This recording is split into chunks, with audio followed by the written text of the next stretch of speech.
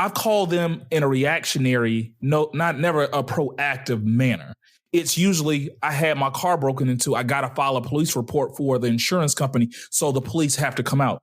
Could there be somebody else that takes a report? Can I do my report online? Like the stuff we're calling them for a lot of times aren't, like you said, the defunding, like there's other people that can respond, but it's like, do we really need them as much as we think? To Byron's point, somebody killed my family member. Yes, a homicide detective is not rolling down the street, stopping people and shooting people in an Atlanta parking lot that was parked in a car because he was drunk.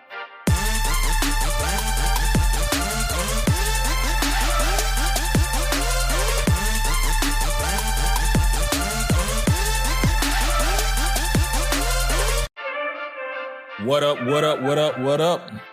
This is Three Brothers No Sense. I'm Tavares Ferguson, joined with my co-host Razi and Buff. Fellas, tell them what's on your mind. Probably what's on everybody's mind. That Dave Chapelle special dropped this week, man. So only 20 minutes, but it's not very, I guess, quote, funny. But I think it was the right stand-up special for this time that we're all going through and witnessing right now.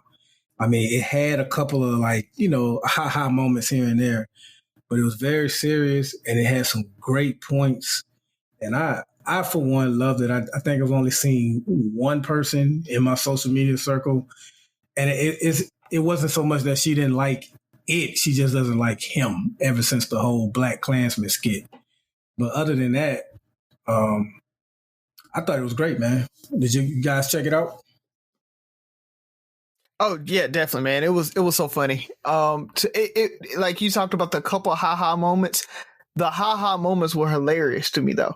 Like so, and it broke up the seriousness of it. And I think that's the beauty of Dave Chapelle. He can take such a serious and heavy topic and still make you want to listen or make you feel comfortable listening to him about it, because he throws those one-liners in there, or he'll, randomly start the joke talking about Don Lemon, but then finish out with like a very serious point to it. So, I mean, he's a genius. He's gotten great at, so I watched some of his early stand-up, and we didn't get a lot of this during the Chappelle show either, but he's gotten very great at like telling a story, and it almost like it's completely different. But then by the end of the story, it comes to the point that he's trying to make. So when he starts to show off and he's talking about the 8 minutes and 46 seconds, he's talking about at first how he's in California and it was an earthquake for 34 seconds or something like that. Mm-hmm. The scariest moment in his life felt like eternity. And this dude kneeled on this dude's neck for 8 minutes, and it was perfect, man. And just even with the brother that was in the military and then on the police force that wound up, I guess, losing his job and killed those cops, and how so many of them showed up to kill him. Why can't they understand how we feel if that's how they feel when one of their own is killed? So I just thought it was brilliant, man. Go ahead, Ferg. Yeah, dude. I mean, that thing was so powerful and impactful in such a short period of time. You're right. He's a great storyteller, and the way he hits on his points. And I think what makes him great with that is he doesn't lecture you about it. It's more of you respect his mind. He said it. The streets trust him. The streets trust Dave Chapelle. He didn't have to say anything because they trust him. I love the fact that he said, hey, I'm okay riding in the back seat. This is your I'm here for you, but y'all warriors out there are doing it. Man, I mean, he's like, you don't need me to stand up. It's not about what Dave Chapelle has to say, but Dave Chapelle still has something to say. It was funny because Z and I were watching it, and after it ended, it was like that moment of silence where you just ingesting it all. I'm like, yeah, he might be the GOAT.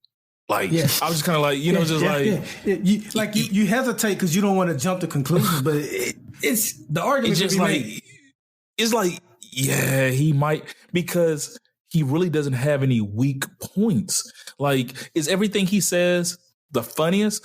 No. You know, like there's people that might be funnier than him, but his stories and the way he makes it, because you can make, when you're talking about yourself and everything's funny and you're the butt of all jokes, yeah, you can make life funny. But when you can make real life situations that are deep and impactful, memorable, and comical at the same time, that dude, I don't think anybody tops that like that. I mean, and the more I hear him and see him, and especially his latest special, I saw why the Chapelle Show was such a conflict for him. Yeah. And it made sense to me. It's like, you see me as this, but dude, I got so much more to say. And I thought it was eerie, the story he told of the Ohio police officer that pulled him over the night before, and then the very next day, he kills John Crawford. That's crazy. And my only criticism, and it's not even a criticism for real, I just hate that he mentioned Candace Owens and Laura Ingraham for the simple fact that it elevates them. And I do love what he said about Laura Ingraham at the end of like, LeBron is the best at what he does. You just a regular bitch with a platform. I did love that. I love that. But at the same time, that's going to elevate her. That's going to elevate Candace. And those are the type of people I don't want us that support this movement to give our energy to. But yeah, because it's going to give them a talking point. Yeah, exactly. It's going to give them credibility. Now they can talk. See, people like Dave Chapelle. I don't know. Anyway, but that's what's on my mind, man. What's on your mind, Roz? Man, before we jump to my stuff, I just want to tell you, he has come a long way from Reggie on the clumps or whatever it is. Oh yeah, women be shopping. Y'all remember that? Yeah, I remember that. Like I do. Like, oh, that was Dave Chapelle. Yeah. I watched Half Baked not long ago. Third good. I did watch Half Baked. Yeah, he's come a long way. I forgot that he played other characters. I forgot he played. He's in Con Air. Was it Sir Smoke a Lot? What was it? What was the rapper? And Half Baked. Yeah.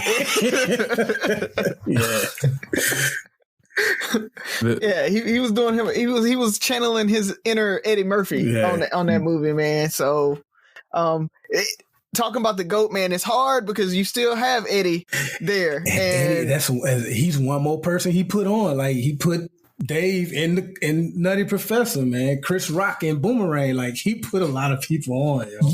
Yeah, man. But Eddie talks about himself as a kid and being cool and stuff like that. But I think nobody has been able to talk about current events and just be so relevant. Like I can watch any Eddie stand up and I'm not going to come back scratching my head like, yeah, that nigga got a point, dog. Like, I mean, yeah, he's more conscious with his comedy, but I mean, you go back to Raw and you literally laugh the entire time. Oh, yeah, you know, so that's the difference there. Like even Kevin Hart, like you got to give Kevin Hart his props when you talk about his actual comedy. I'm like, Kevin Hart to me is one of the funniest just because he's always the butt of a joke. He's okay seeming lame, talking about his stuff and, you know, his insecurities and his faults, because he always kind of plays that screw up even in his movies. You know, cool enough, but still kind of just, you know, a screw up. So Kevin Hart is more like, you would say like a Jay-Z or some other popular rapper, and Dave Chapelle is like Black Thought. You guys know Black Thought from yeah. So, but the thing about it is, to be in a world where conscious doesn't sell, Dave sells. Yeah, Dave's. Yeah, like that's my thing. Yeah, that's a big deal. But so you know, just talk about the movies and everything else. Watching Dave Chapelle is the reason why I went back and watched Just Mercy again, truthfully. Right before we started recording, to the listeners out there, I was telling Byron, we were just kind of catching up on what we had done today. And I went back and I watched Just Mercy again because I've been to the Equal Justice Initiative. I've been to Montgomery, to the Lynching Museum. And if you haven't gone, I'm telling you, go. This is the perfect time to go right now. I would advise anybody who wants to teach their kids about the civil rights movement and to try to link what happened during the civil rights movement to what's happening today. It's a perfect time to go do that. So go to the Lynching Museum, go to the Equal Justice Initiative. And you'll definitely see that. But I was watching Just Mercy, and man, I mean, it's powerful. So if you have not gone, or if you have not seen that movie, go watch it. It's free right now for around the Juneteenth episode. While all this the movement is happening, I think Amazon has it on Prime Video. You can rent it for free. There's a couple other Vudu I think has it for free. So just go out, watch it. It's awesome. It talks about how the Equal Justice Initiative started, how they started with death row inmates, and what they had to go through in Alabama. I mean, you really got to think we're based out of Alabama, or we grew up in Alabama. So from the things that to be able to get equal justice in Alabama, you weren't just on the justice system. You had to deal with the people, the DAs. We talk about voting local and making sure that you have a DA and not just and a sheriff that actually understands you. These are the things, and so it underscores all of that. So I would say go out, rent that, take an hour and a half, 2 hours, and watch that movie, man. Before Ferg goes, just real quick, if you want a great example of what Razi was talking about on why you need DAs and judges in place, go and look at LA 92 and what Judge Carlin did in that case on the death of Natasha Harlan. It's crazy how she got shot in the back of the head, and that lady was sentenced. She was sentenced to 15 years. Judge Carlin was like, "Nah, I looked at her. I know she's not a criminal. I know she won't do this again." Gave her probation with community service for killing a 15-year-old girl who she thought was going to steal orange juice, but she wasn't. She had the money in her hand, but she grabbed Latasha. I think it's Latasha or Natasha. Natasha punched her in the eye, and the Korean woman shot her in the back of the head. And she got probation and community service. So that's what we talk about when we say Black Lives Matter, because hers didn't matter. Not to that judge. And what Razio just said speaks volumes. We can't have those type of people in our justice system if we want to have any chance at a fair shake. Yep. Definitely. So I have two things I really want to hit on. Y'all want the angry Ferg first, or the this is quite amusing Ferg? Amusing to me. Which I want. Let's go amusing first, and then let's wrap it up with angry Ferg. Yeah. Okay. Before the commercial, because that'll segue angry Ferg into angry Ferg's question. So y'all brought it to my attention, and for anybody that follows us, they know we got trolls now. We didn't make it. Boom. There we go. We're big time now. We got Russian bots. I don't know what it is, but it's hilarious. But it was so funny to me because I wasn't entertaining any of them. But, I didn't want to be one of those people that people are entitled to their opinions. Some people that tried to troll us were completely disrespectful. They were speaking from a place of complete hate. And Razi and our team did the right thing, and we blocked them and hid their messages because that does no good for any of our listeners or followers. But there's some people that were just misguided and had stuff to say. So why not? So last night, I wouldn't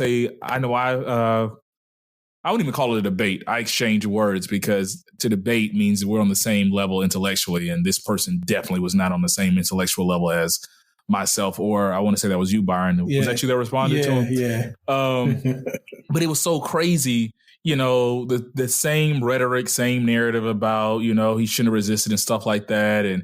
And now the thing I'm hearing more is like, well, you guys don't get upset when police kill when they kill the white people. I'm like, you know what? In my mind, you know what? You're right. Let's try this social experiment. You know what it is? Messed up when police kill white people, unarmed white people. Hey, it's your turn. Can you say the same thing? Uh-oh. Can you return the gesture? That's my thing. Is like they want us to see it. And when I did that, when I sent it, I'm like, hey, can you say the same thing? I don't need a disclaimer. I don't need a what if. I just accept the fact that when police use their position of power and unjustly kill people, and not even just people, white people, that is messed up. Can you return the gesture? And of course, he danced around it and all that stuff. And so now my new retort to anybody that does it, I'm going to give them just a little bit because I want them to hang themselves. I don't think we've tried this approach. Well, all lives matter. You know what? You're right. All lives matter. Now, can you say Black Lives Matter? Do you think people will really respond? Do you think people will give in and say, you know what? Now that you've admitted that all lives matter, I'll say Black Lives Matter too. I guarantee you still get that same pushback. And that was interesting to me. It was like, I'm sitting there laughing like this guy's going to dance around, and he still hasn't said anything. And I just ended the conversation. I think somebody else picked up where I left off, but it really had me amused by his response. Like, he tried his hardest. He even got to the point where he'd rather say he was okay with white people getting killed by police just so he wouldn't have to say it was a bad thing when Black people got killed by police. I'm like, this dude is farthest reach. That's dedication right there. Yeah, that is. Hey, hats off to you being that blind. Right. You know, with the Confederate flag in his profile pic, by the way. Oh yeah, with Confederate flag, which is another point I was going to bring up. Yeah, NASCAR banned Confederate flags. NASCAR guys. Not only that, it's when you look at, and somebody posted this, and then I think I reposted in our group. It said, my college career lasted longer than the Confederacy. And I'm like, you know what? The Confederacy on paper was only around for 4 to 5 years.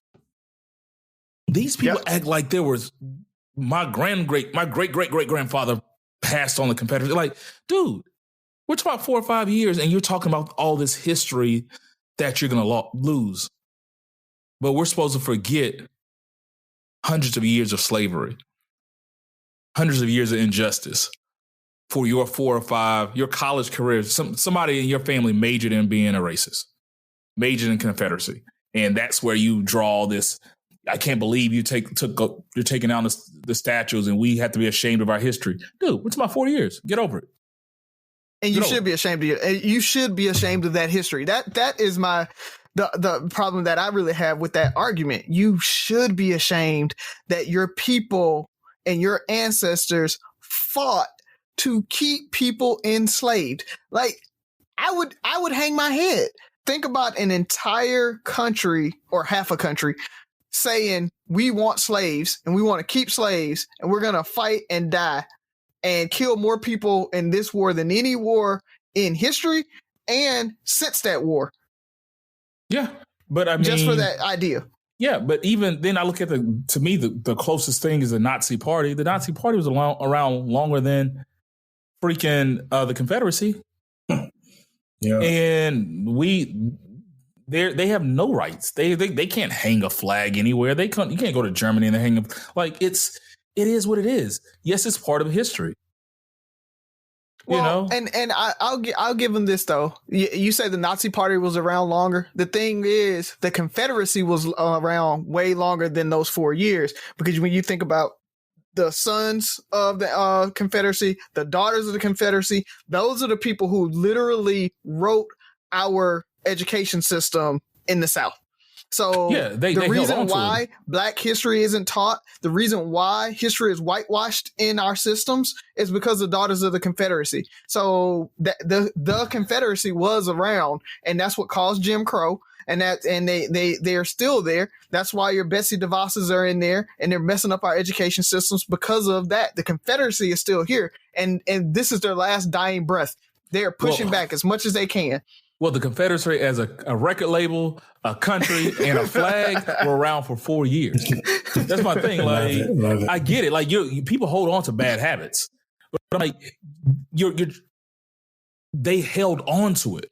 They held on to something that only lasted 4 years. Is my point. Like, it was only established for 4 years, and you made it seem like it was generations of a. Not even a belief. I understand the racism and the Southern belief and slavery and all that stuff, Southern pride. That's completely different than the Confederacy, the group that had their own flag, seceded from the Union, were pretty much terrorists, and waged war on the country we're a 4-year group. Now, you guys are the rejects of the Confederacy. And I hope I piss some people off that may happen to listen to our podcast, which I doubt. But, it's 4 years. Like, we're descendants of slaves for the most part. We're the descendants of the Confederacy. We're not slaves. So screw you. Screw your little 4-year Confederacy degree. Get over it. Y'all lost. We won. Well, not even we. Y'all lost. And my last point is, man, we're still dying, man. It's crazy. Like, it's so crazy that police, I remember being a kid and seeing my cousin or somebody get in trouble. And when that trouble is in the air, you can almost smell it, taste it, feel it, touch it. Man, I'm the best kid in the world until that blew over.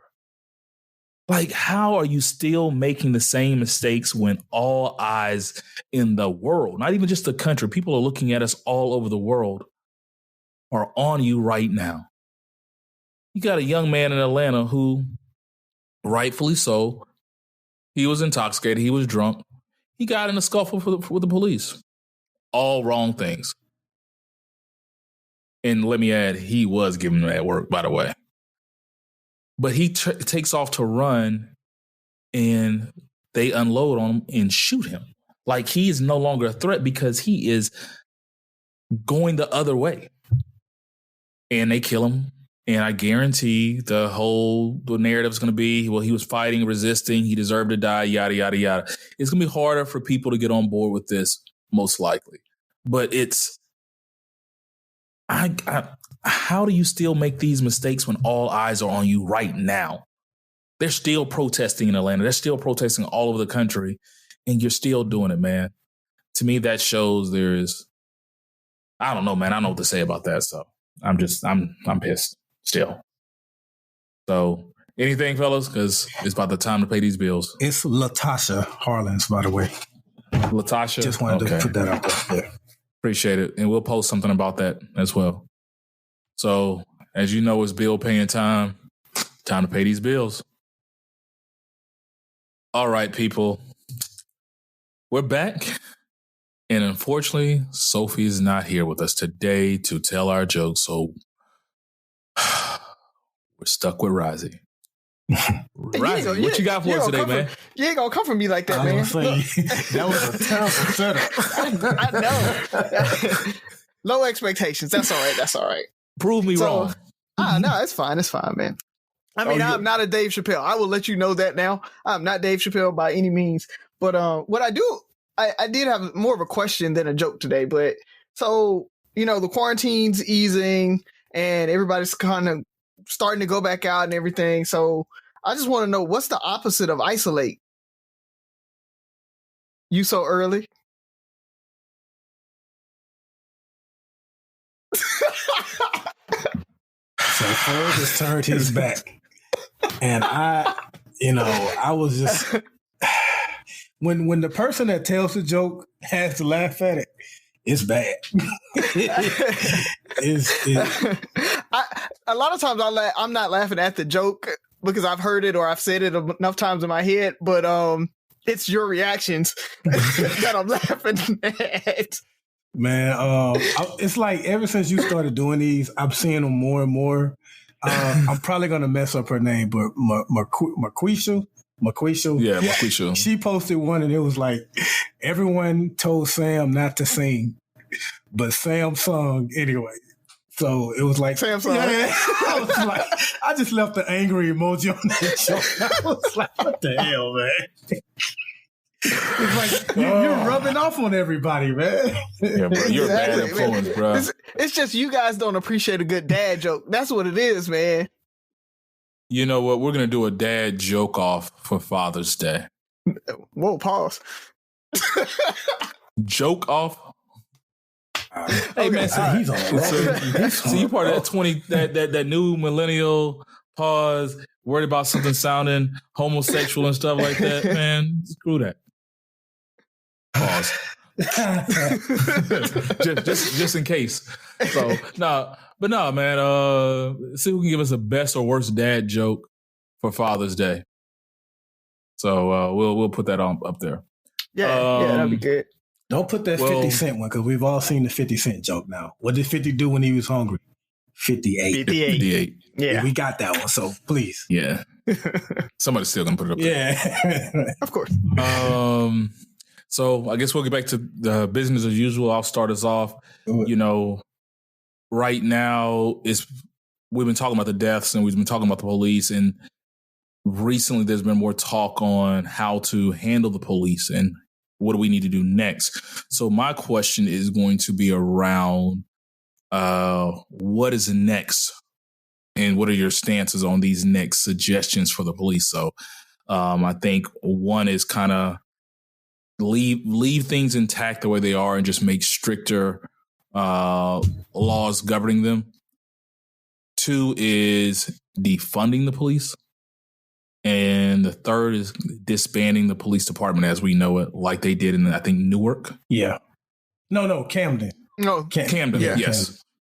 So, well, no, they didn't. Well, I guess they did disband for a second, but there's I guess a fourth option there, which is like abolish the police force. So there are people out there that are actually saying not disband and reorganize, but literally abolish and not have a police force.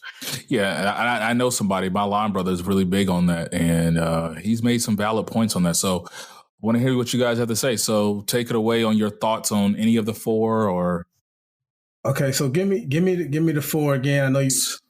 So one is just kind of stricter, harsher rules. Like it's, hey, you do this, these are the consequences.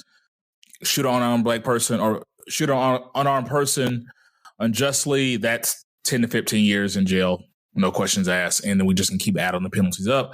The second one is defund. The third is, I guess, disband and rehire. No, I'm not. Retrain or restructure. I'm definitely and not. The fourth one is just, and the fourth is just kind of get rid of this altogether. So I'm for the funding, depending on how you do it. Like if you're talking about police departments that have this super bloated, budget, you can divert some of those funds to social work and other services that can possibly help prevent some of the issues that these police officers have to wind up showing up to in the first place. So I'm for it if you're talking about doing that. The thing is, man, with all of these ideas, I'm gonna sound completely different from the last two episodes, but there's no one size fits all when it comes to police work. So, don't shoot an unarmed black man. But I think I said, like on a very, very previous episode, it kind of depends. Yeah, that the unarmed, it don't have to be a black person. An unarmed person, period. They can start off unarmed, but once you start, physically fighting the police officer and punching them and stuff like that, this is going to be something a lot of people are not going to want to hear. But police officers cannot afford to lose a fight. That's just the way it is. Even if you don't like hearing that, they can't allow themselves to lose a fight. Why is that? Because if you knock a police officer out, what can you do? You can take their weapon. Now you are armed. So you done went from unarmed to armed. So you can't do that. I'm not condoning some of the killings we've seen over the many, many years, most recently with George Floyd. With the Atlanta one that you mentioned, Ferg, I'm holding off on that one because I watched the video. From what I saw, unless new evidence comes out, it looked very bang, bang. So like the guy's running, he has what looks like a taser gun. He stops, he turns around, he shoots it. And as he's turning around to run away, the officer returns fire. And that's how so when you say like shot in the back, that sounds terrible. Like when I first heard it, I was like, yo, did he not study Tennessee versus Garner? Like you can only do that if they're suspected of a violent crime and they're about to commit another violent crime. Sleeping in the car is not a violent crime. But when I saw the video, I'm like, okay, but I'm not ready to ride for either side on that. This is one where I'm just going to wait and see what all the facts say. But just to get back to your question, man, I'm for defunding.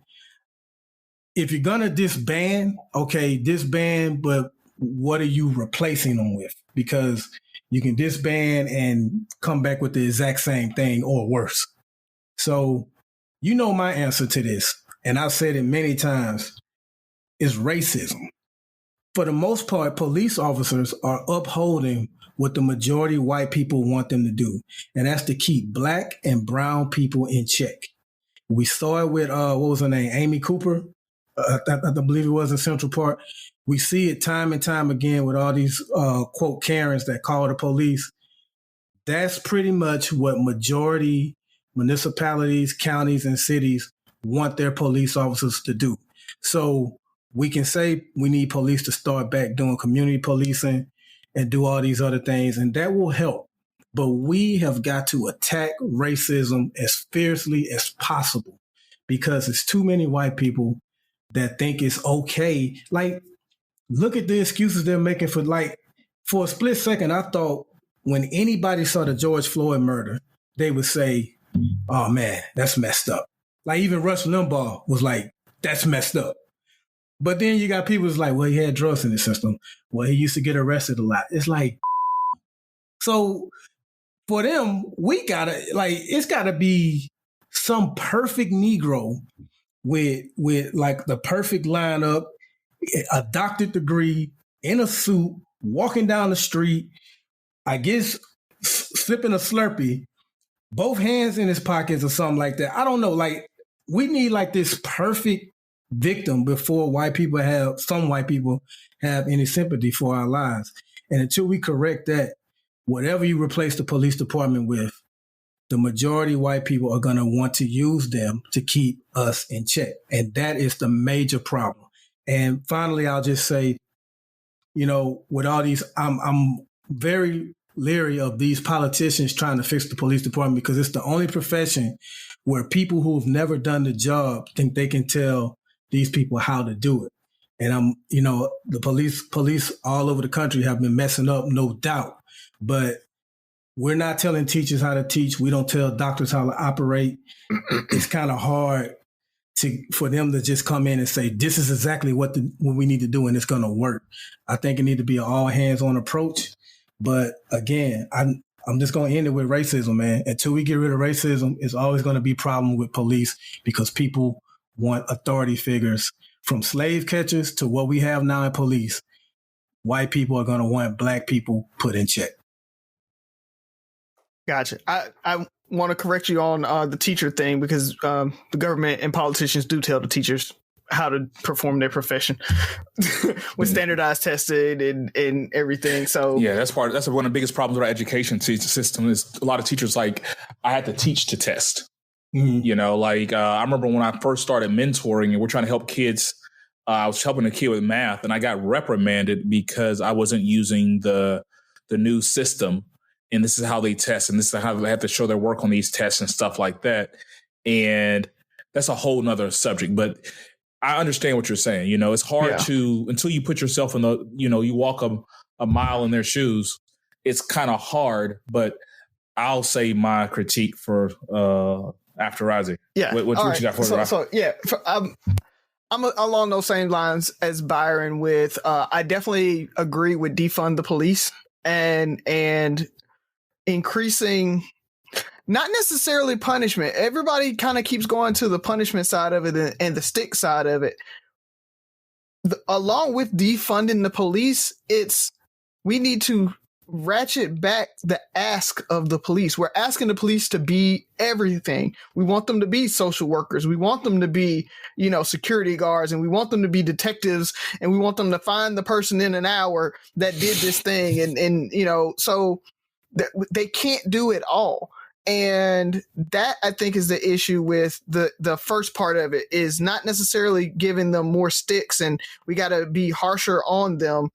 We need to uphold the laws that are on the books. If a policeman shoots an unarmed person in the back that's literally just running away, that doesn't have a weapon and did nothing wrong or something minor, if it's something that you can get a ticket for, Like I literally can write you a ticket for jaywalking, but all of a sudden you run away from me. Like I think there's a case right now, or a case recently, where a police officer shot somebody because they wouldn't sign the ticket.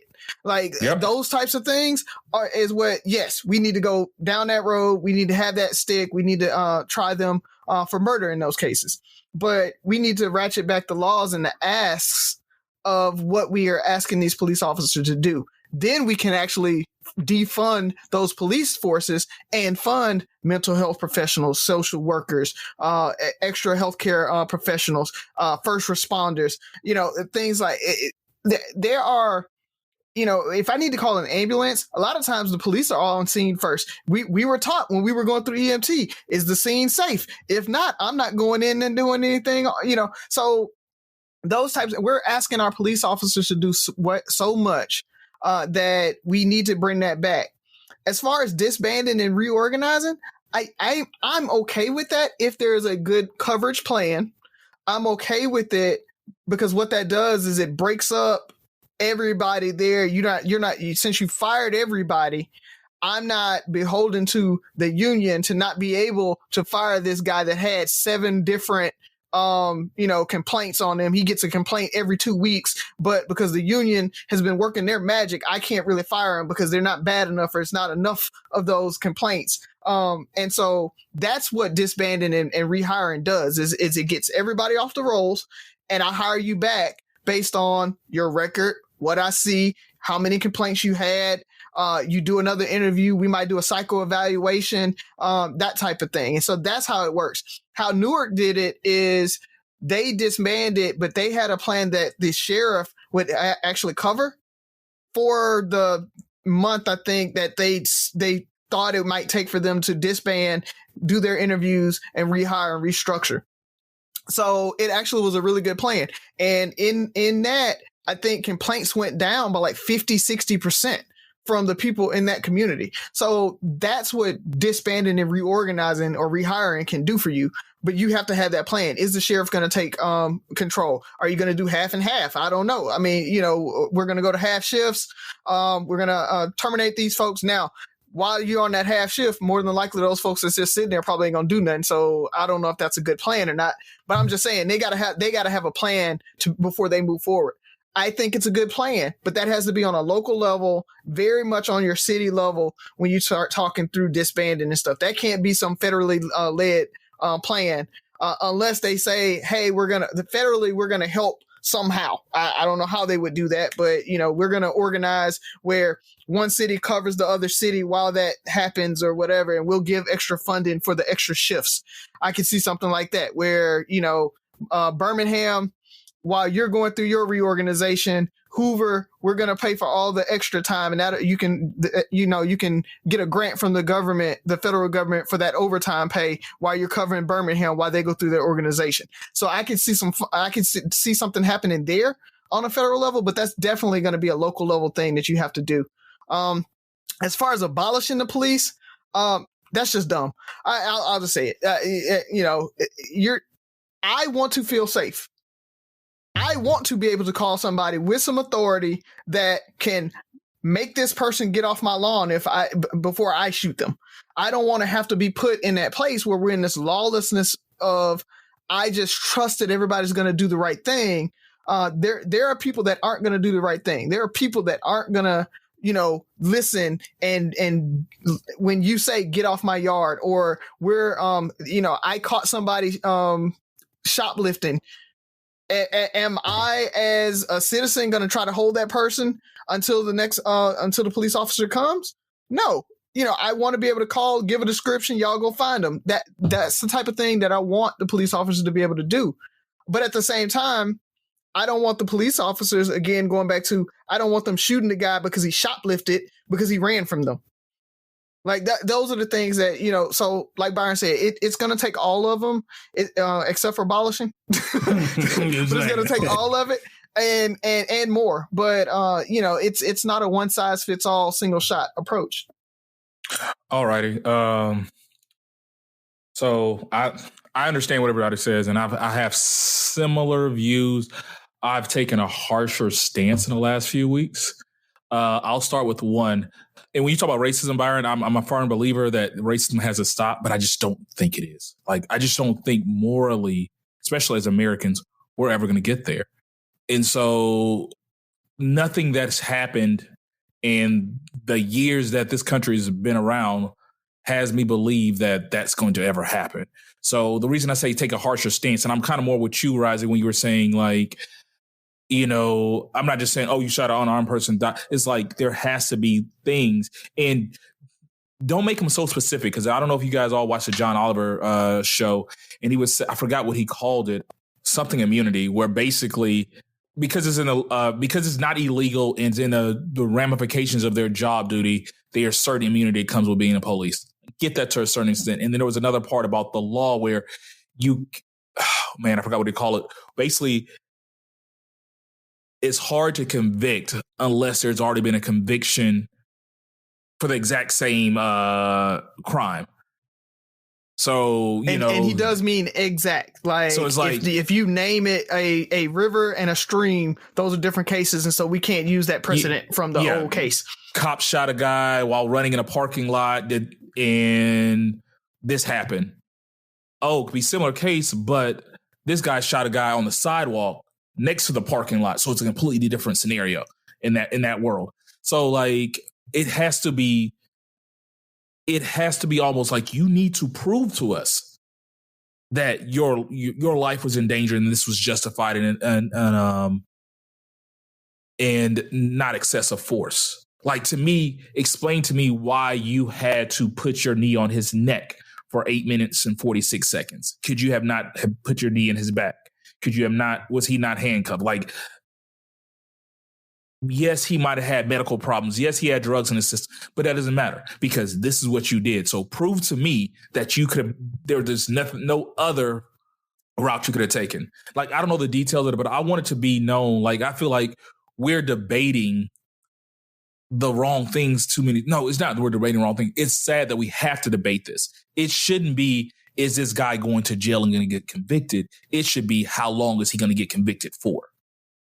That's what I want to get to the point. It's like, oh yeah, there's no way he's getting off of that. I wonder if is it going to be murder 3, manslaughter? Oh, his body camera's off. That was another 2 years. Like, I want those type things to be on the books where we're not worried about if he's going to get off. It's how easy are they going to go on him? And we need to be protesting. I would be, for lack of better words, almost happy when we can get to the point where, like, our protests become, oh, he only got 10 years and he kept his knee on this dude's neck for 8 minutes and 46 seconds. He should have got no less than 20 to life. Like, that to me is where we should be at this point in our history. Because I just feel like there's going to be people who are going to have complicit biases. They're going to think black people are a greater threat no matter what, racist or not. Is just how they're wired. And we just have to accept that as human nature and say, hey, you know what? You made a mistake. You did wrong. This is your penalty. I don't have all the answers on that one. The second one I think was, what was it? Did I say restructuring? Defunding. I'm with you, Razi. I think they should defund and put it back into the communities.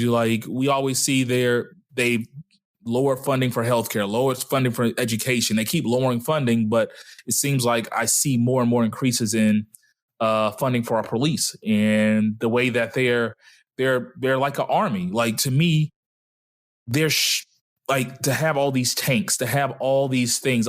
What's funny is I always watch these old movies and you can kind of tell when they happened.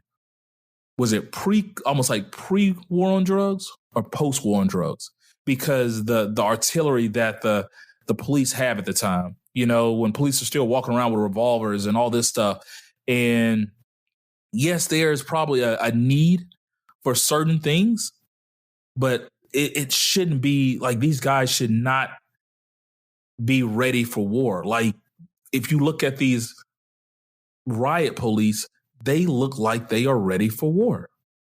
And we need to take money out of that and put it back into the things that matter, like to healthcare and to mental health funding and stuff like that in the community, where we can have people that can respond to these things and hopefully create a culture where they don't have to call the police out because we have a mental health professional or mental health clinics in the community. Perfect example, well, not perfect example, is think about Joker. Like, he was already kind of spiraling out of control, but when they got rid of that when they defunded that opened the floodgates. That's an extreme example, but it was like, yeah, when he was like, oh, you don't care now? And now all of a sudden you got this maniac that's a criminal. The restructuring and the abolishment, I'm okay with both. And because I asked this question, my line brother asked this question the other day, and I'm going to pose the same question to you. When have you guys ever called? Well, first of all, what do you think the police are responsible for in your world? What is their job to do? They're supposed to protect and serve. So somebody breaks in your house or anything like that, like Razi in his example, you should be able to call someone, they come, get the information, hopefully find and get justice for you. If someone kills one of your family members or anything like that, if they're around, hopefully they can help prevent it. If not, they can at least help catch the person. The serving part, like sometimes you see people on the side of the road stranded. You may see an officer that come. You don't see it that much now, but at least in the movies, you see an officer help that person out, get them back on the road. Like, that's what they should be for. Razi, what about you? Yeah, like Byron said, it's that I want to be able to have an authority figure that I can contact when there are things that I need emergency help with. Things like, it definitely, domestic violence happens all the time. People fear for their life in real life, and there needs to be somebody that they can call that has that authority to come in and help you. Break in the door if need be, because when I walk up to the door, I hear this woman screaming, help me. Like, neighbors don't do that all the time. And so that's where the police are. So I've seen that same argument of name a good or service that they provide. That is the service that they provide. They provide any service that the legislature says that they should be providing. The problem, and that's what I was talking about with defunding, that goes along with it, is the services that we ask them to provide are too many services. We need to scale that back and be very specific on, here's the things that I want. Do we want them giving traffic tickets? Well, the problem with us saying no, we don't want them giving traffic tickets is now speed limits don't mean anything anymore. Stop signs don't mean anything anymore. If there's no threat of, if I run this and a cop sees me, I'm going to get a ticket. So that's the problem, is that you've done it. You've been speeding and you see that, you think that's a cop car up there. You've slowed down and hit the speed limit. Like, let's be honest here. Like, okay. We've done that. So those are the services that we want. Okay. A couple of things. I'll go with the speeding thing. And what happens after I pass them? I speed again. They don't stop anything. Like, that to me, that didn't stop anything. That just, did that save anybody's life? It's like, we do just enough not to get arrested or get in trouble, and then we go back to doing the same thing. So when was the last time that you guys called the police and only the only person that can handle what you called them for was the police? Like, we like, yeah, they're supposed to do this, and it's like, I've never called the police. I've called them in a reactionary, never a proactive manner. It's usually, I had my car broken into, I got to file a police report for the insurance company, so the police have to come out. Could there be somebody else that takes a report? Can I do my report online? Like, the stuff we're calling them for, a lot of times aren't, like you said, the defunding, like there's other people that can respond, but it's like, do we really need them as much as we think? To Byron's point, somebody killed my family member. Yes, a homicide detective is not rolling down the street, stopping people and shooting people in an Atlanta parking lot that was parked in a car because he was drunk. It's to me, it's abolishing or debunking the police as we know it, in getting those. Yes, narcotics should still be out there. Yes, there should still be a homicide team and a theft team and stuff like that. But it's a lot of these beat cops who are creating the problems. There's over policing in these communities. Did Eric Garner have to? You said you want to be able to call somebody, and because they're shoplifting, okay, they can either write them a ticket or get on. Like the guy was selling loose cigarettes. They called the police, a beat cop, and he choked them out. Like, is that worth calling to the police? Is there another team that could come out there and do that? Or can it be something that's less threatening? Like they have a whole nother training, like, hey, it's not a shoot first mentality when you're coming out to do this. And so I'm not against because I've never. You can call them something different, but that same ask is what you want. Is the exact same thing. So you can call them a purple elephant. I need to call the purple elephants to stop him. But the thing is, you call somebody to stop him. So you need somebody who has that authority to stop him. Hey, this guy's loitering in front of my business or in front of my house or, around my kids. And I need somebody to come and talk to him because I don't want to approach him and none of us want to approach him. So yes, call it whatever you want, but you need that authority figure there. And that is what the ask is of the police. And so my thing is, I think you break it up. Like think about the meter maid. Have you ever been pulled over or been next to a meter maid and felt threatened? That's because she has a specific ask, and that she is not trying to do anything beyond that. We need to abolish like this. That's why I said to defund, but abolish the police as we know it and restructure. Like every police officer doesn't have to walk up and like this meter maid. This is your job. Like if you walk up and saying, "Hey, this is a person is soliciting outside of my business," and they automatically go in guns a-blazing or red hot. Like you're not, this is not, if you can't handle this, that's when you call in Byron. You call in big. It sounds like you're saying the same thing, Razi. It sounds like you're saying the same thing Razi saying. No, I'm saying. Yeah. That's not abolishing. That's not abolishing. That is reform and that is defunding, but that's not abolishing. Abolishing means there is nobody to call. That abolishing means that I can't call any service right now to make this guy move off from loitering in front of my business. Got it. Because there is nobody with that authority to make him do that. That's what abolishing the police is. And I said I don't believe in it. I feel abolishing certain segments. Like I don't know. So it sounds like you're saying you want them to have, like you brought up the meter maid. Like you pick out what services you want this police to respond to, which is what Razi was saying, that maybe we need to scale back the responsibilities that they have so that they're only responding to specific things and not this fix everything approach. I understand that. But I'm not saying like, yes, if there's a mental health issue, then you probably need a mental health professional. But if there's a potential... But at the same time, if there's a mental health issue and the guy is lashing out and being violent, that mental health professional is waving a knife. That mental health professional is like, I ain't approaching him until somebody, i.e. police, gets in control of him. And then at the same time, I think they should not be able to approach that scene if there's no immediate danger without a mental health professional available or on scene. Like it needs to be more... Like it needs to be the proper people handling the situation. I agree with that. And this is where we get into nuance, and so everybody's trying to say, try to make a rule for every situation. If that guy's waving that knife and people are feeling threatened by that guy waving that knife right there, we can't wait for the mental health professional to come from across all the way because we don't have enough.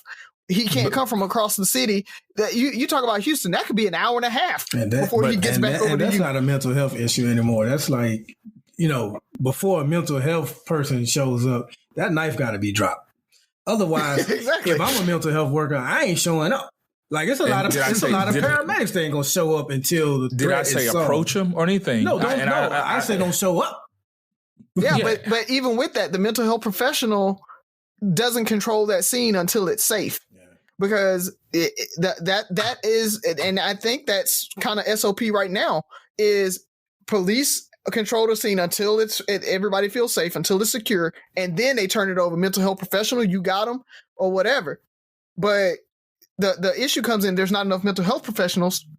So they aren't turning the scene over to mental health professionals. They're having to be the mental health and talk to them and figure out where to go. And so now they're taking everybody to Gen Pop or into county lockup and putting these mental health folks into the lockup instead of bringing them to somewhere that they can actually get some help. So that's the issue. But I mean, we can talk about it for ever, but we got two other questions, and I'm going next. So Byron probably ain't gonna get a question. I don't know. That's good because I don't really like my question this week. Okay, all right. Ferg, you have anything else you want to add? I don't want to just like no. hijack. I mean, my thing is like I really feel like we have to, if anything, like I said, defunding and restructuring with community involvement. If we could do anything, if we have to do anything, it's with those people having to re-interview for their jobs. I think you need community people on that panel. And I agree. I think community leaders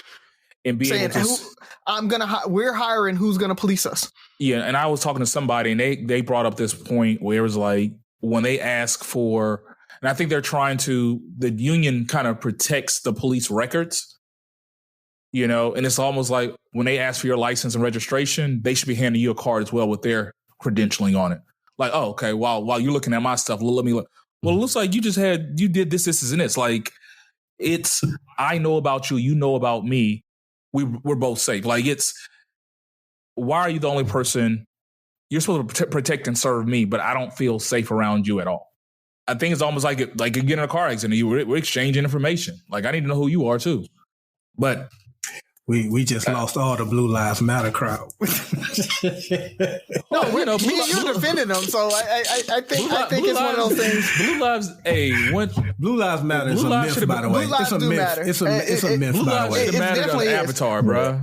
You saw when the only time Blue Lives should have mattered was on Avatar, and they didn't. Colonizers came and knocked them out too. So it is what it is. Blue Lives ain't matter when that brother shot that white girl in Minnesota. It ain't matter then. They locked his ass up. Go ahead, Razi. Yeah, same with gun rights. NRA ain't jumping to nobody's defense if they black. Yeah. Oh yeah. But what was it? I think Chapelle talked about that, right? The only time they ever they ever supported gun reform is when the Black Panthers were there. So, yeah. So anyway, so my questions along these same lines, and listeners, we're sorry if kind of like Dave Chappelle's special, we can't be as funny as we normally are, because right now it's just not the time. Is that why your joke was bad? Yes. No, that's not why my joke was bad. You set yourself up for that one. I know. But no, we aren't joking as much, even with our questions.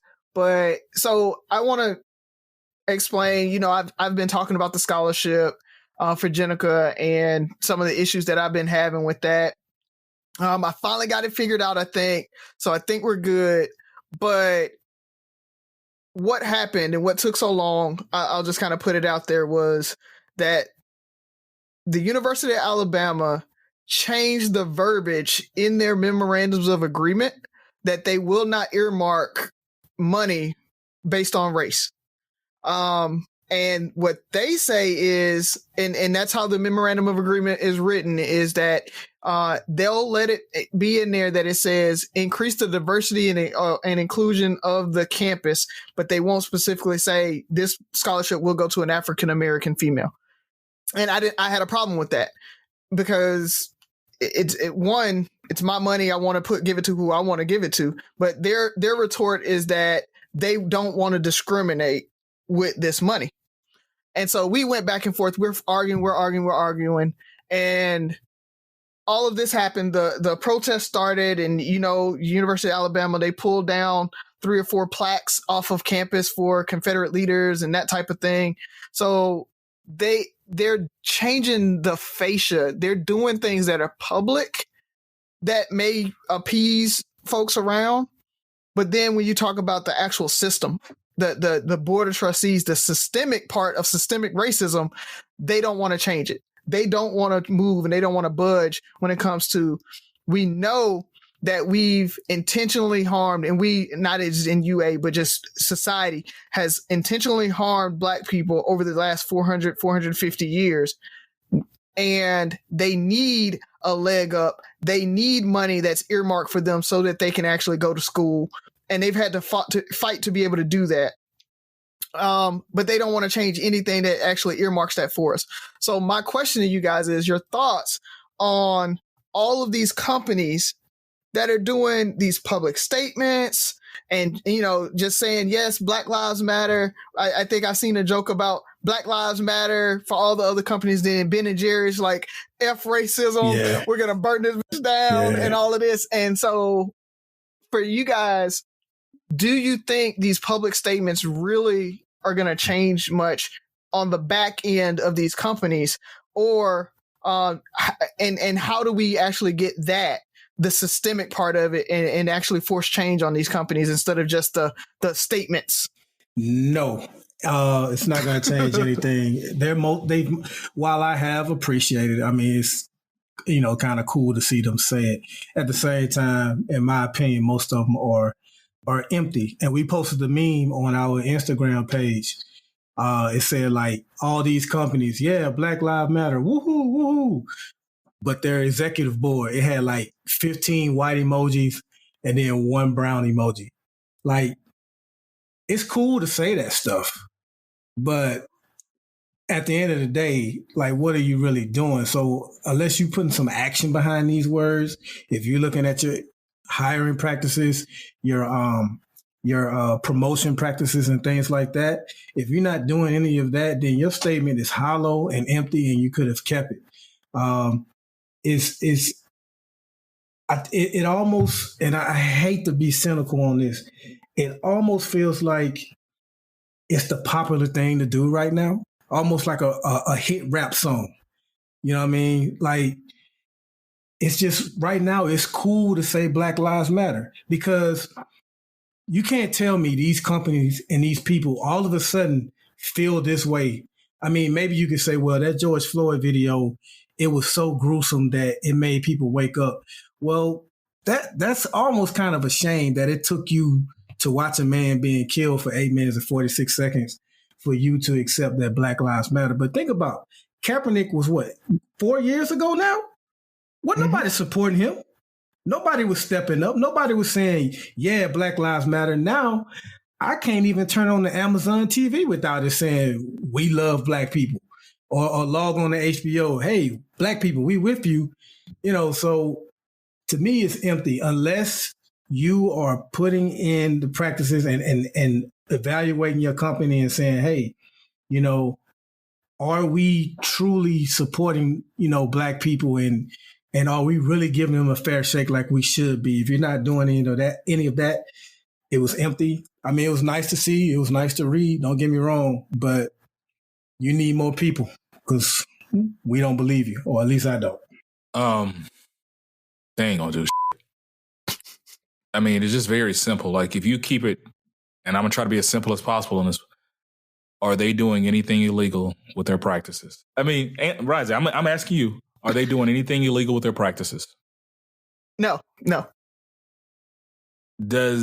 they probably are, but they cover it up really, really well. And so they skirt the law. I think it's just like Alabama. They're not doing anything illegal. As a matter of fact, they're sticking to the law probably more than you would like, because what if good old redneck came and said, I got $1 million that can only go to a white person? That wouldn't be fair to the African Americans, would you? And they'll call you African Americans because they're not cool enough to say Black. You know, I don't trust anybody that can't say Black. Yeah. So would you feel like that was fair to African Americans? No, I wouldn't. So to protect that, you know, the good kind of have to suffer with the bad. So just to make sure that that never happens to our African American students, we want to make sure that we're inclusive of everybody. Then there's also somebody on there probably says, that also talk about black on black crime, and you guys don't get mad. And so this works better for them.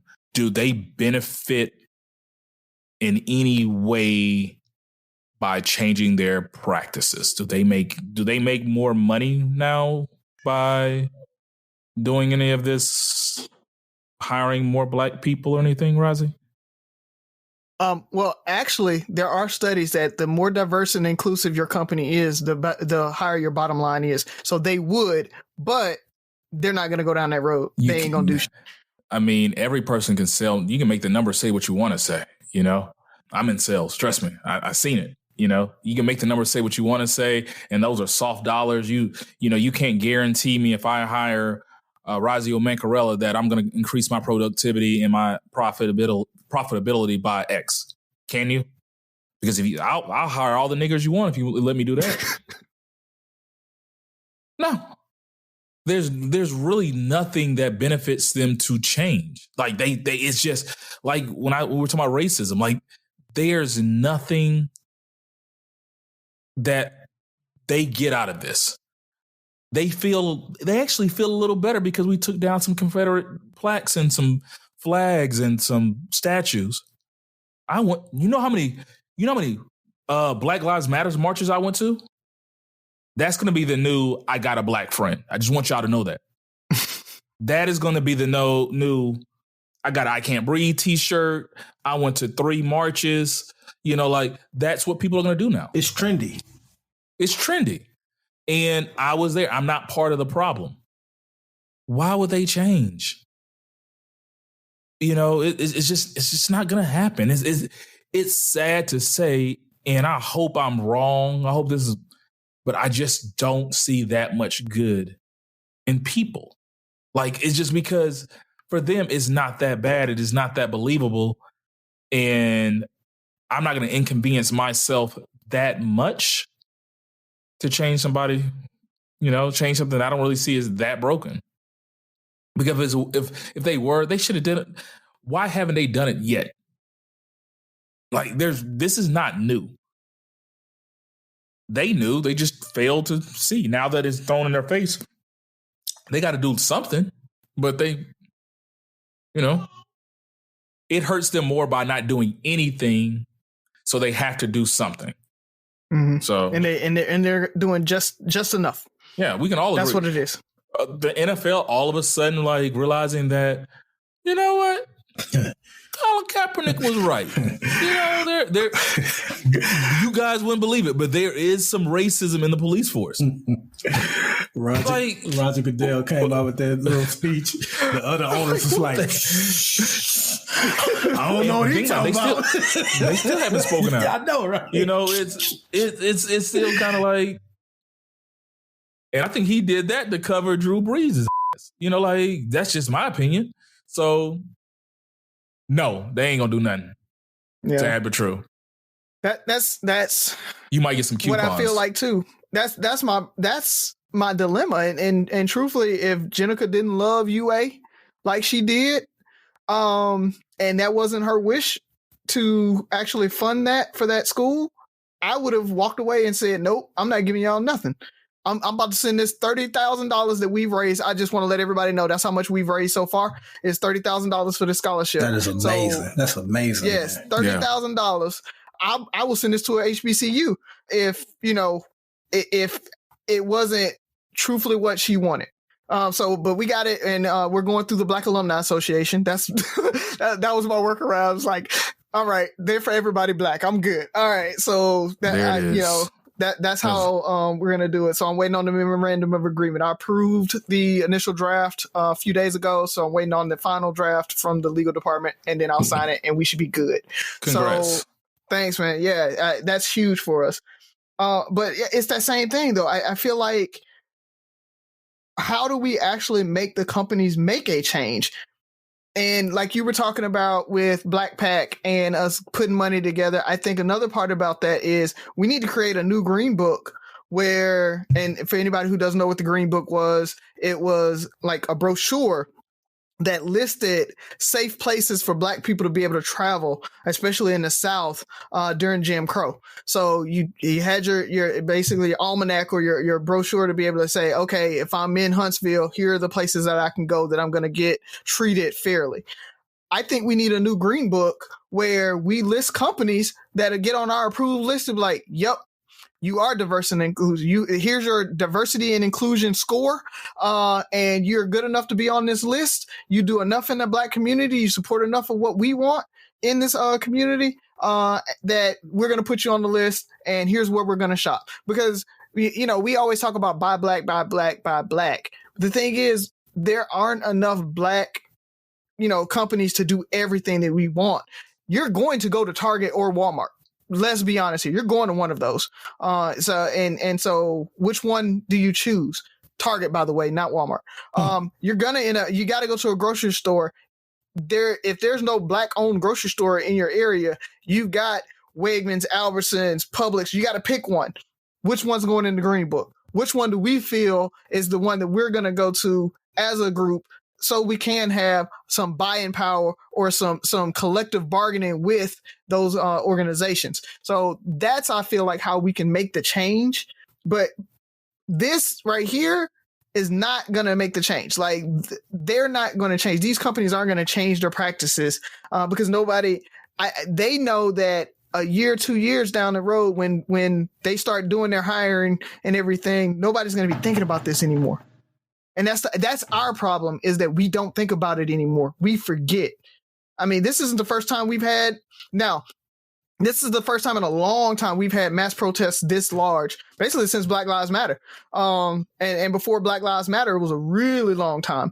But since then, I mean, we forgot about it. Diversity and inclusion became kind of a catchphrase right after Black Lives Matter. And then I think even in my company, we heard about diversity and inclusion, and then we get like our annual, hey, we got to say something about it. Or, every quarter you might get an email about it. Like, that's the thing, is that I think they're checking the block with it. I don't think they're really putting it in practice. Not my company not doing that. I'm just saying. Because my company actually does really put diversity and inclusion in practice. Dude, Starbucks is a great example. I mean, earlier this week, they pretty much told their staff they couldn't wear anything that supported the Black Lives Matter movement. Got a little heated emails from Black people and the community at large, and all of a sudden they changed their your Starbucks employees can wear Black Lives Matter buttons and T-shirts and stuff like that. Real win. Like, they just don't want to be on the wrong side of this. Mm-hmm. They don't have to do much. All they got to do is just don't this up. And they're already on thin ice because it was a few years ago, that situation in Philadelphia at Starbucks. So they shut down for like a day or two to do their diversity. Exactly. So did they not learn? Were they not paying attention? Of course not, man. Like, it's stupid. Like, every year, like, the people that are getting fired now for posting dumb stuff on social media, the people that get fired after every Halloween for putting some blackface or some dumb racist work. Yeah. It's like, so I don't know why we give people too much credit. People are going to be dumb and do dumb stuff and racist stuff, and it's not going to change. But what you got for us, man? Yeah, man. So no question for me today, man. I just want to say before we roll out of here, man, 2 quick things. One, happy Juneteenth to everybody out there. You know what I'm saying? We recording. Juneteenth is it this Friday? It's Friday. It was a Friday. Yeah, this Friday coming up. Also, happy Father's Day. That's coming up next Sunday as well. So happy Juneteenth and Father's Day. Fellas, make sure you get treated appropriately. Make sure your queens, your women, or whoever's in your life, make sure that you are treated accordingly and that it's your day, and enjoy it. So shout out to all the fathers out there. But I also want to say, we talked about a lot of racism on here. Once again, I just want to give a huge shout out to the entire city of Atlanta, because the tricks that they did play, once again, some of you guys, we got a good friend who stood in line for 4 hours. And I heard some stories where people stayed twice as long to vote. So first off, I just want to say, I don't want to hear the argument about you can stand in line for shoes anymore. Get that bullshit the fuck out of here, okay? Because the way they treat us with voting, the system is set up to try to discourage us and suppress our vote. There is a concentrated effort to keep us from voting. So I just want to send a big shout out to you guys. That's major for you to stand in line all that time and make your voice heard. Because we saw in other neighborhoods that were not predominantly Black that those weren't the kind of wait times that they had. So just wanted to send a shout out to you guys. All right, Razi, that was a good one, man. Shout out to the city of Atlanta. Razi, what you got for us, man? Along those same lines, I want to shout out Chicago as well. Their mayor is like on it, man. She is on it. There was cops came out like during the riots. I think there was like 12 cops that just would like kick back inside of the U.S. senators, Congressman like Bobby Rush office. Yeah, and they ate his popcorn. Bobby was mad about that popcorn, bro. Ate my popcorn in my microwave. He was eating, man. Yeah, but she fired him. Like the mayor fired him. Like that. Back to that voting local, man. Like if we want these people held accountable, you got to put somebody in there that's going to hold them accountable for you. So I'm all for that. Shout out to them. Which is crazy because a month ago they had 1,000 memes about her. And yeah. But even those memes were funny though. Because she was just like, she was being serious, and she's serious. She is very serious. But yeah, it's man. So I'm happy for them and for her for standing up like that. The other thing is, I posted today about democratic socialism. We're officially rebranding that to millennialism. So I want you guys to know that we're gonna call it millennialism. We get all the democratic socialism good stuff with out all the baggage. So that's we're gonna call it millennialism from now on. So if you hear me talking about that, that's kind of generally what I'm talking about. All right, coin it, put it on a shirt. Yeah. Real quick before you go, Ferg, I just want Razi reminded me how the mayor fired those officers. And your question, what can we do? Some of the stuff we can do is what happened in Louisville, Kentucky, the Breonna Taylor law. They got rid of no-knock search warrants. That's the type of stuff we need, man. That's crazy. Yeah, I was actually about to mention that. That was going to be one of my closing, but that's good, man. I'm glad you guys mentioned that. So for me, I don't want to make it seem like I'm anti-police and that because I have a lot of good friends and frat brothers and people I've met over the years that are great police officers in doing what they do. But it's the same way a few bad apples can give Black people a bad rap, according to, a lot of these white people, like, a few bad police are doing it for you. A few bad apples are doing it for you. And it makes me go back to that Chris Rock special when he talks about a few bad apples. And this is not one of those jobs where you can have a few bad apples. He compares it to, a pilot on a plane. Like, you can't just have, Delta can't come by and say, most of our pilots are good. Most of them like to land the plane. It doesn't work that way. Most of police being good and most wanting to protect and serve doesn't help because at the end of the day, the bad apples are definitely going to outshine everybody because they have immediate impact and deadly impact. So I'm not anti-police. I know we made a joke about blue lives, which I really don't believe is a thing, but we just do right people. So anything else, fellas, before I go? Nah, I mean, we can break down that Blue Lives Matter as a myth next episode because that may have some people scratching their head, but we'll break that down for you. Okay. Yeah. Okay. Well, happy Juneteenth, especially if you're in Texas. What did you guys learn about Juneteenth? When you said when? Yeah. Man, I'm embarrassed to say, man, it hadn't been too long, though. It maybe 10 years ago at best. Like I always heard about it, but go ahead, Razi. Yeah, like me, I knew about it. My grandma, she talked about Juneteenth a lot, so I knew about it, but it was just another day for us. It was not a big celebration. It wasn't a 4th of July.